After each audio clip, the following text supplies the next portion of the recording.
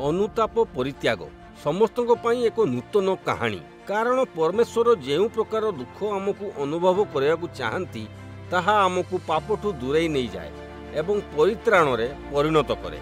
सही प्रकार दुख पाई कौनसी अनुताप नहीं, किंतु सांसारिक दुख जहाँ अनुताप करे नहीं ताहा आत्मिक मृत्यु आनी थाए। 2 कोरिन्थियो 7:10-11। अनुताप आम जीवन रे एक शक्तिशाली प्रभाव पकाई पारे। फुल सुजोग हराइबा, क्षति एवं दुर्बल विचार पाई अनुताप को धरी रखिबा सहज। थरे जणे सांबादिक लोकमानकु सेमानकर सबुठारु बड़ अनुताप बांटिबाकू कहिथिले।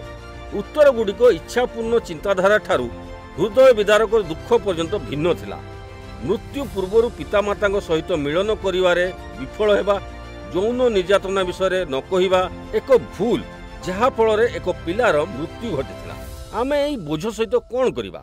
आमर कहानीर अंशगुड़िक सहित आमे परिवर्तन करने को चाहूँ। अनेक लोक एक विकल्प वास्तवतार कल्पना बंची रही एक भिन्न जीवन पाई आकांक्षा करती।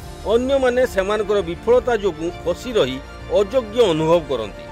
शुभ खबर हेउछि जे परमेश्वर आमको एठारे एवं वर्तमान आमर वर्तमान वास्तवतार भेटिबा को चाहती। आमे अतीत को परिवर्तन करि परिबा नाही, किंतु आज यीशु आमको आशा, क्षमा एवं एक नूतन कहानी प्रदान करिसंती।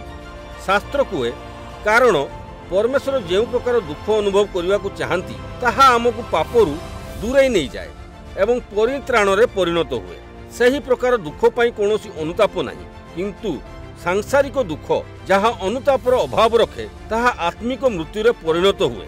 2 कोरिन्थियो 7:10-11। बाइबल रो 2 कोरिन्थियो पुस्तक व्याख्या करे जे किपरि आमर पाप एवं भूल पाई ईश्वरीय दुख परिवर्तन एवं भूल को संशोधन करिया पाई आग्रह सृष्टि करिवा उचित। तथापि यह निराश सृष्टि करिया पाई नुह। परमेश्वर आपनकु क्षमा प्रदान करंती, कारण तांकर प्रेम एवं शक्ति सबुठारु भग्न कहानी को मध्य पुनर्बार स्थापन करि पारि। जेतेबेले आमे पापरु मुह फेराई नेउ एवं परमेश्वर को आमर भूल उद्देश्यमूलक एवं अनिच्छाकृत भाव नूतन आशा को आमर प्रदान करू। जदि आप निराशा एवं अनुतापर धारा फसी जाइछंती तेबे आज आपन कहानी यीशु पाखक आण।